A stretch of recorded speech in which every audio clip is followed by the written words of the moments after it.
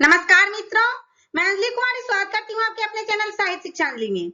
आज मैं कक्षा 8 की जो पाठ्य पुस्तक है विषय हिंदी, इसका चैप्टर 15 है, पाठ 15 दीनबंधु निराला। तो इस पाठ के पूरे सारांश को समझेंगे और इस चैप्टर को लिखे हैं आचार्य शिवपूजन सहाय जी ने। तो चलिए पाठ की तरफ। शिवपूजन सहाय जी कहते हैं कि महाकवि रहीम के प्रसिद्ध दोहे की एक पंक्ति महाकवि निराला पर सटीक बैठती है। वह पंक्ति क्या है, देखिए कि जो रहीम दीन नहीं लखै दीन बंधु सम होए। तो निराला जी जो है ना, सचमुच दीनों के ही बराबर लगते थे और इन्हें लगते लगते वह भी दीन बंधु के समान हो गए थे। अब दीन बंधु के समान न हुए होते तो समस्त हिंदी संसार में आज उनकी जैसी लोकप्रियता नहीं दिख पड़ती। समस्त हिंदी संसार में आज उनकी लोकप्रियता है, ऐसा कहा जा रहा है। वैसी आजकल किसी साहित्यकार की नहीं दिख पड़ी है जैसे दीनबंधु निराला की है। और सर्वत्र, सर्वत्र का क्या अर्थ होता है, सभी जगह उनकी अर्चना बड़ी श्रद्धा से हो रही है और बड़े बड़े धुरंधर महारथी साहित्य संसार से चले गए, किसी को निराला के समान सार्वजनिक सम्मान नहीं मिला, ऐसा कहा जा रहा है। यहाँ पर अपने जीवन काल में ही वह साहित्य अनुरागियों के लिए आकर्षक केंद्र और श्रद्धाभाजन बने रहे और मृत्यु के बाद भी उनका सादर स्मरण विविध प्रकार से किया जा रहा है। किनका? तो दीनबंधु निराला जी की चर्चा यहाँ पर की जा रही है। और यह प्रभाव जो है ना, सो क्यों है? तो यह प्रभाव उनके पुण्याचरण का ही प्रभाव है और पुण्यशील के पास सब विभूतियां अपने आप ही आ जाती हैं। दीनबंधु से बढ़कर पुण्यशीलता और है ही क्या? दीनबंधु भगवान को संतुष्ट करने का सर्वोत्तम उपाय दीनों का सच्चा बंधु ही होना है। दीनबंधु का क्या है? तो दीनबंधु भगवान को संतुष्ट करने का सर्वोत्तम उपाय, सबसे अच्छा उपाय जो है वह क्या होता है? तो दीनों का सच्चा बंधु होता है। जो गरीब होते हैं ना, उसका सच्चा बंधु वही दीनबंधु हो गया। निराला भी सच्चे अर्थ में दीनबंधु थे और अपनी शक्ति के अनुसार जीवन पर्यंत दीन दुखियों की सेवा किया करते थे। जितना उन संभव था उतना सेवा किया करते थे और जहां सेवा सहायता में समर्थ न हो सके वहां हार्दिक सहानुभूति का ही उपयोग करके उन्होंने क्या किया? संतोष पाया। पर हर घड़ी उनके मन में दीनों की सेवा शुश्रूषा की कामना जागती रहती थी। परमात्मा ने उनकी मनोवृत्ति, ईश्वर ने क्या की? उनकी मनोवृत्ति, मन का जो भाव होता है ना, मन में जो वृत्ति होती है उसे मनोवृत्ति कहा जाता है। तो ईश्वर ने उनकी मनोवृत्ति और प्रवृत्ति समझकर ही उन्हें सबसे पहले श्री राम कृष्ण मिशन की सेवा में नियुक्त किया था। सबसे पहले कहाँ गए? श्री राम कृष्ण मिशन सेवा में गए और उन्होंने भी यथा नियुक्त अस्मि तथा करोमि का अक्षरशः चरितार्थ किया।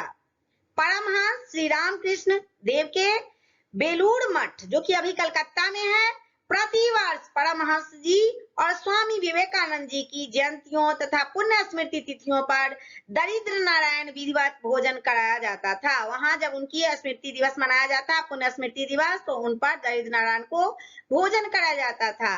और वहां मिशन की शाखा विवेकानंद सोसाइटी शाखा थी वहां कलकत्ता में, तो उसका नाम था विवेकानंद सोसाइटी। तो वहां के विद्वान सन्यासियों के साथ समन्वय संपादक निराला जी भी जाया करते थे।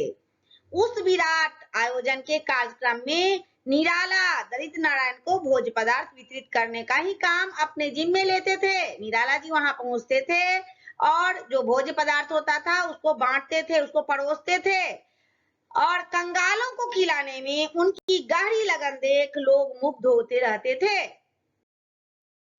अब निराला जी मातृभाषा की तरह, मातृभाषा तो उनको आती ही थी, तो मातृभाषा की तरह बंगला भाषा बोलकर समागत समाज को आप्यायित कर देते थे और वे वर्गीय समाज में दूध मिश्री की तरह घुल मिल गए थे। बंगीय समाज बंगला बोलते थे, वहां बंगीय समाज में कैसे घुल मिल गए थे? तो दूध मिश्री की तरह। दूध से अगर चीनी या मिश्री अलग किया जाए तो अलग हो सकता है क्या? तो इसी तरह वह बंगाल के समाज में बंगीय समाज उसी को कहा गया, घुल मिल गए थे। स्वाभाविक रीति से बंगला बोलने वाला व्यक्ति शीघ्र ही बंगाली बंधुओं का आत्मीय बन जाता है। वो बंगला अच्छा जानते थे इसलिए आत्मीय बन गए और अच्छी अंग्रेजी और खांटी बांग्ला बोलने के कारण ही वहां के समाज में पूर्णतः समादृत थे। बांग्ला भाषा के साहित्य में उनकी पैठ किसी विलक्षण बंगाली से कम न थी। जो अच्छे अच्छे बंगाली थे ना, उनके टक्कर में वो थे। उस समाज के लोग आग्रह पूर्वक उनसे कविंद्र रविंद्र के गीत गवाकर सुनते और तृप्त होते थे। कौन सा समाज? तो बांगल समाज की चर्चा, बंगीय समाज की चर्चा की जा रही है। आगे उनको भागवत विभूतियां खूब मिली थी। आकर्षक रूप, उनका जो रूप था वह आकर्षक था। लंबे तगड़े ढील डौल का शरीर, व्यायाम के अभ्यास से सुगठित स्वास्थ्य, प्रतिदिन व्यायाम करते थे तो उनका स्वास्थ्य भी अच्छा था। और विलक्षण मेघा शक्ति, ललित मनहर कंठ, उनकी आवाज भी अच्छी थी। और दयाद्र हृदय, सबसे अच्छी बात थी कि उनका जो हृदय था ना वह दया से भरा हुआ था। और चिंतनशील मस्तिष्क, उद्भावना शक्ति संपन्न बुद्धि, सब कुछ भगवान ने उन्हें क्या किया था? भरपूर दिया था। और बड़ी बड़ी सुहावनी लुहावनी आंखें थी। उनकी आंखें जो थी ना सो बड़ी बड़ी थी, लुहावनी आंखें थी। और क्या थी?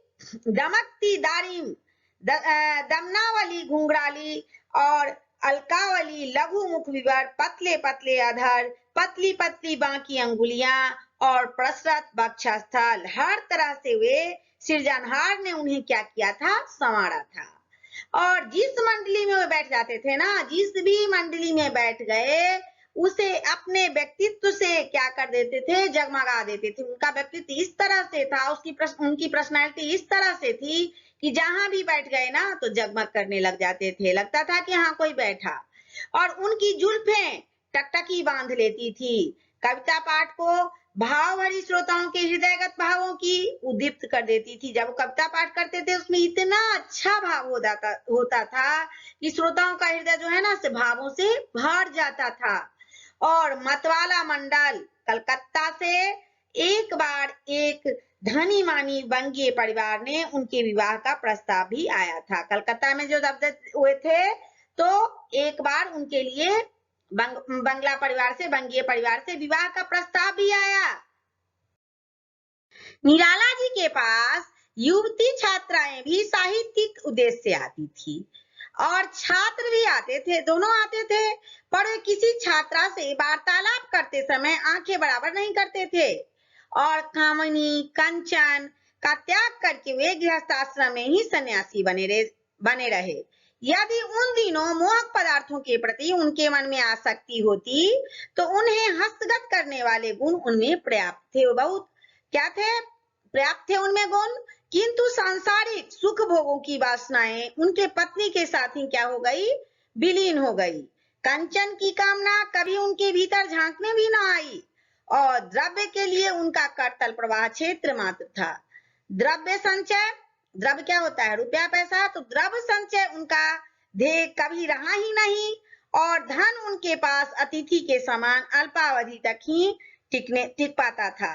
अगर 1000 आया तो 1500 का चिट्ठा पहले से तैयार रहता था, धन टिकता नहीं था। और अभावग्रस्तों के अभाव उनके दिमाग के दायरे में मंडराते रहते थे कि भाई पैसा आ रहा है तो अमुक व्यक्ति को देना है, जो अभावग्रस्त हैं उसकी मदद करना है। भर पेट खाने के लिए तरसने वाले निकौड़िए से लेकर मेहनत और मशक्कत करने वाले मजदूर तक उनकी निगाहों में बसे हुए थे। और जब कभी भी उनका मन माफिक और अर्थ लाभ हो जाता था, अगर उनको पैसा आ गया, मन माफिक अर्थ लाभ का क्या मतलब हो गया कि उनके पास अगर पैसा आ गया तो ये तुरंत इन क्या है भूखों को और क्या देते थे? खाना खिला देते थे, पैसा दे देते थे। और जिनके मंगल कामना करते थे कि ये क्या करें? अच्छे से रहें। और कहते थे कि जिनके लहाही न मंगल नाही, ते नर बड़े थोड़े जग माही। और उन्हीं थोड़े लोगों में वे भी क्या थे? एक थे।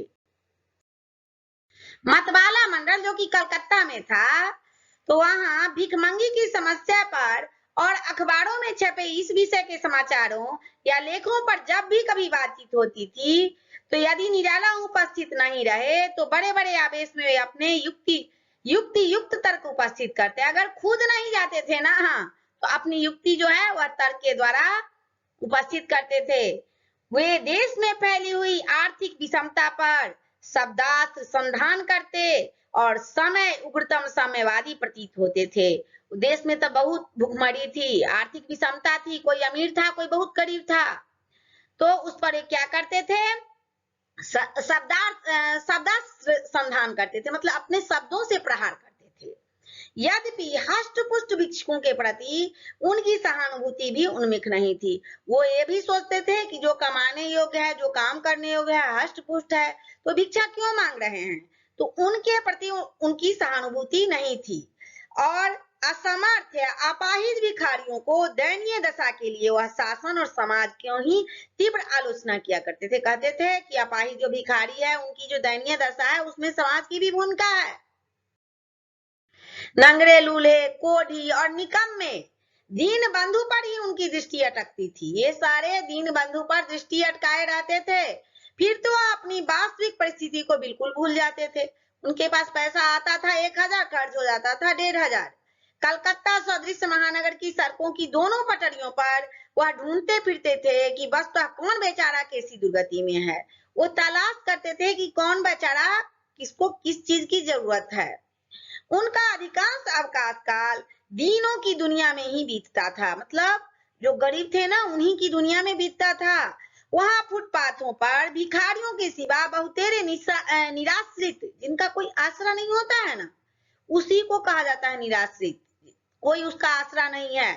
तो वहां फुटपाथों पर भिखारियों के सिवा बहुतेरे निराश्रित गरीब और कुली कवाड़ी भी रात में पड़े रहते थे। जब वो जाते थे तो वहां देखते थे अवकाश के समय में, छुट्टी के समय में, तो वहां बहुत सारे लोग मिल जाते थे जो कि निराश्रित होते थे और उनके लिए बीड़ी, मूढ़ी, भूजा, चना, मूंगफली आदि खरीदकर वितरण करने वाले धन कुबेरों की उस महानगरी में निराला के सिवा कोई दूसरा नहीं था। कलकत्ता में निराला जी ऐसा करते थे, कोई दूसरा नहीं करता था। बहुत बड़े बड़े पैसे वाले थे, बट वो लोग नहीं करते थे। अब बड़े बड़े सेठ जो थे ना, तो बड़े बड़े सेठ घनघोर रात में भी उन पटरियों पर से गुजरते थे, पर कहीं कहीं 2-4 पैसे फेंकने वाले भले ही दिख जाए, निराला की तरह उन दिनों से आत्मीयता स्थापित करने वाले ढूंढे भी नहीं मिल सकते थे। निराला आत्मा से मानते थे उन लोगों को। और उस महानगर में नाना प्रकार के मनोरंजन के साधन हैं। क्या उन्हें उपलब्ध करने के लिए निराला की पैसे की कमी थी? बहुत तरह के साधन थे वहां। तो निराला के पास तो पैसा भी था, वो तो भी मनोरंजन में शामिल हो सकते, किंतु क्या करते थे, उनका मनोरंजन तो दीन दुखियों को ही सुख पहुंचाने से मिलता था। कोई मित्र उन्हें सिनेमा थिएटर भले ही ले जाए, तो उनके पैसे तो भूखे रूखे गरीबों की सेवा में ही लगने पर ही सार्थकता समझते थे। कहते थे कि मेरे कोई मुझसे सिनेमा में चले जाएं, थिएटर में चले जाएं, तो उनको उससे संतुष्टि मिलेगी, लेकिन मुझे भूखे रूखे गरीबों को, निराश्रित गरीबों को सेवा करने में ही मुझे सुकून मिलता है, सार्थकता मिलता है मेरे पैसों का। आगे बताया जा रहा है कि निराला जी केवल शहरों या बाजारों और स्टेशनों के अंदर मिलने वाले दीन जनों पर ही ध्यान नहीं देते थे, वे अपने गांव और पड़ोस के गरीब गृहस्थों की सहायता का भी ध्यान रखते थे। और उनके गांव और जिले के भी कई आदमी उनकी उदारता या दानशीलता की कहानी सुनकर उनके पास आ धमकते थे। सोचते थे कि वो तो दानशील हैं, तो जाएंगे तो हेल्प मिल ही जाएगा। तो किसान लोग भी आ जाते थे। अतिथि भी उनके विचित्र भांति के होते थे, उनके गेस्ट जो होते थे ना, विचित्र भांति के होते थे। परिचितों और कुटुंबियों के अतिरिक्त ऐसे लोग भी कलकत्ता तक दौड़ लगाकर उनका पीछा करते थे, जो उनसे किसी न किसी प्रकार का लगाव जोड़कर उनके शील सौजन्य से लाभ हैंट लेते थे। कहा जा रहा है कि लालची लोग होते हैं ना बहुत सारे, तो किसी न किसी तरह से लाभ लेने के लिए कलकत्ता तक आ जाते थे अपना रिलेशन बना करके। और भोजन के सिवा कपड़े जूते की मांग तो होती ही थी। अब गेस्ट आए हैं तो भोजन भी होता था, बदले में कपड़ा भी मिलना चाहिए, जूते भी मिलने चाहिए, और चलते समय और राह खर्च की भी फरमाइश होती थी। बताइए कैसे लोग आ जाते थे उस समय। और देखने वाले भी भले यह नागवर मालूम होता हो, वह निराला की शक्ति भंग नहीं होती थी। अब लोग सोचे कि निराला दीन बंधु थे ना, इसीलिए निराला की शक्ति भंग नहीं होती, सबको सब कुछ पूरा कर देते थे। अब प्रश्न है कि निराला की शक्ति कब भंग होती थी, तो क्या जवाब दीजिएगा? दीनबंधु निराला की शक्ति तब भंग होती थी जब किसी जरूरतमंद की मदद नहीं कर सकते थे। अगर कोई उनके चौखट तक आया, कलकत्ता तक आया, कोई जरूरतमंद है, कोई किसान है, तो अगर उसकी जरूरत को नहीं वो पूरा करते थे ना, तो उनका मन बेचैन हो जाता था, उनकी शांति जो थी ना वह भंग हो जाती थी। अगर पूरा कर देते थे तो शांति भंग नहीं होती थी। और किसी आदमी को अपने से अनुचित लाभ उठाते देखकर भी उनके धैर्य को ठेस नहीं लगती थी।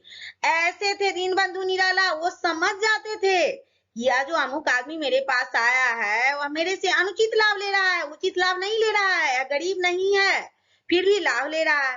फिर भी वो क्या रहते थे, शांति से रहते थे। और दूसरों के अभाव को अपने ऊपर ओढ़ लेने से भी उनका शांत गंभीर हृदय कभी विचलित नहीं होता था। बहुत धैर्यवान थे।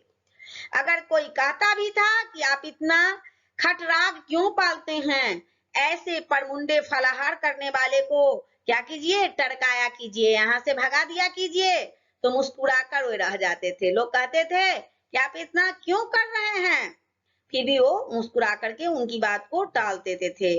उनको भला सीख कौन दे सकता था, वह तो स्वयं की नीति और धर्म के क्या थे, मर्मज्ञ थे। अपनी आवश्यकताओं को भुलाकर दूसरों की आवश्यकताओं को दूर करने के लिए परेशानियां और कठिनाइयां झेलने में निराला जी अधीर नहीं होते थे। निराला जी की चर्चा हो रही है। उन्हें अपने खाने पीने या कपड़े लत्ते की कभी चिंता ही नहीं हुई। अच्छा कपड़ा जूता भी कुछ ही दिनों तक उनके पास टिकता था। कोई मांगता था तो उसको दे देते थे। तोशक रजाई तक किसी को दे डालने में तनिक हिचक न होती थी। कोई ठंडा में आया तो तोशक रजाई तक दे दिए। न उनके पास पूंजी रह पाती थी और न कभी कपड़े या रुपए पैसे रखने के लिए ट्रंक या बक्स खरीदा। इतना पैसा आया लेकिन ट्रंक बक्स कुछ नहीं खरीदा। गद्दे या लिफाफ की परवाह न करके जैसे तैसे सो रहे थे और उतनी ही आराम से दिन गुजर लिए। वे न गद्दे पर सोते थे, न सोफे पर सोते थे, न पलंग पर सोते थे, लेकिन दिन उनका आसानी से गुजर रहा था। अच्छी नींद आ रही थी। सुंदर पलंग या शानदार कुर्सी मेज की कभी कामना ही नहीं की निराला जी ने। और जिस कमरे में रहना है ना उसकी सजावट या कभी सपना ही ना देखा कि जिस कमरे में हम रह रहे हैं उसको क्या किया जाए, सजाया जाए, ऐसा कभी नहीं सोचा। मतवाला संपादक के अविरल स्नेह के प्रसाद स्वरूप अच्छे से अच्छे कपड़े और तेल फूले तथा खान पान का सुख अच्छी तरह भोग लिया। तथापि अपनी कमाई के पैसे से कभी भोग विलास की सामग्री नहीं बेसाही। वे कपड़ा अच्छा पहन लेते थे, खान पान भी अच्छा होता था, लेकिन भोग विलास की सामान नहीं खरीदते थे।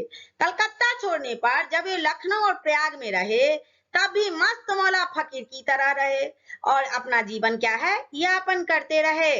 जहां कहीं रहे आसपास के दुकानदारों को मुंहमांगा दाम देकर निहाल कर दिया।